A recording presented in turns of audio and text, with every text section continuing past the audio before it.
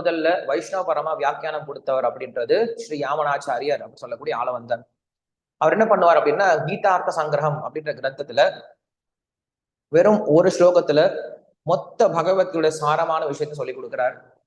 அப்புறம் ஒரே ஒரு ஸ்லோகத்தினால முதல் 6 அத்தியாயத்தோட சாரமான விஷயம் என்னன்னு சொல்லுவார். அதன் பிறகு ஒவ்வொரு அத்தியாயத்துக்கும் ஒவ்வொரு சாரமான ஸ்லோகத்தை கொடுப்பார்.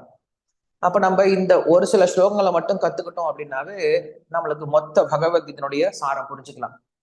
சோ அதுல அவர் சொல்றாரு, முதல்ல பகவத்கீதையினுடைய மொத்த பகவத்கீதையுடைய சாரம் என்ன அப்படிங்கிற விஷயத்த அவர் சொல்றாரு.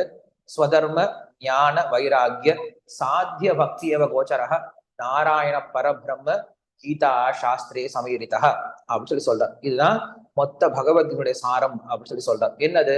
ஸ்வதர்ம, உன்னுடைய தர்மத்தை செய்வதாலே, ஸ்வதர்ம ஞான, ஞானத்தோடு கூடிய தர்மத்தை செய்வதாலே உனக்கு என்ன கிடைக்கும்? வைராகியம் பிறக்கும். அந்த வைராகியத்தில் என்ன கிடைக்கும்? பக்தி. பக்தி ஏவ கோச்சரக, அந்த பக்தியினால மட்டுமே அடையப்படக்கூடியவனாக இருக்கிறான். யாரு? ஸ்வதர்ம ஞான வைராகிய சாத்திய பக்தி ஏவ கோச்சரக நாராயணஹ.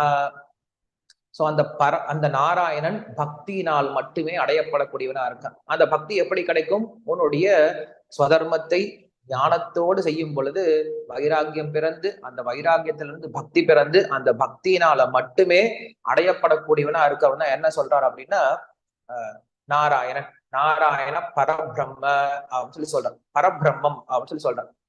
பரபிரம்மம் அப்படின்னா என்னது? பரபிரம்மம் இந்த வார்த்தை அடிக்கடி கேள்விப்பட்டிருப்போம் இல்லையா? பிரம்மம் பிரம்மம் கேள்விப்பட்டிருப்போம். பிரம்மம்னா என்னது அப்படின்னா, பிருஹத்வாது பிராமணத்வாது இது பிரம்ம அபிதீயதே அப்படின்னு சொல்றாங்க. எது உயர்ந்ததா இருக்குமோ அதுக்கு பேர் பிரம்மம். எது நம்மையும் உயர்ந்ததா மாற்றுமோ அதுக்கு பேர் பிரம்மம் அப்படின்னு சொல்லி சொல்றாங்க. என்ன அர்த்தம்? உயர்ந்ததாக இருக்கிறதுக்கு பேர் பிரம்மம், பெரியதாக இருக்கிறதுக்கு பேர் பிரம்மம்.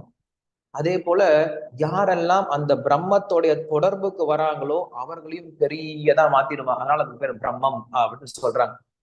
சோ அப்படிதான் நாம் கிருஷ்ணரோட சேராத வரைக்கும் நாம் எல்லாருமே ஒன்றுமே இல்லாதவர்கள், துச்சமா தான் இருக்கும். ஆனா நம்ம எப்ப கிருஷ்ணரோட சேர ஆரம்பிக்கிறோமோ இந்த ஆத்மா என்ன ஆகுது? மகாத்மா மாறிடுது இல்லையா? சரி, எனிவே அது நம்ம போக போக படிச்சு தெரிஞ்சுப்போம். அவர் சொல்றாரு, நாராயண பரபிரம்ம கீதா சாஸ்திரே சமீரிதா. இதுதான் பகவத்கீதையில பேசப்பட்ட விஷயம். பகவத்கீதையோட விஷயம் இவ்வளவுதான், வேற ஒன்றும் கிடையாது. உயர்ந்த பரம்பொருளை ஆகிய நாராயணன் கிருஷ்ணரை பக்தியினால் மட்டுமே அடைய முடியும். அந்த பக்தி என்பது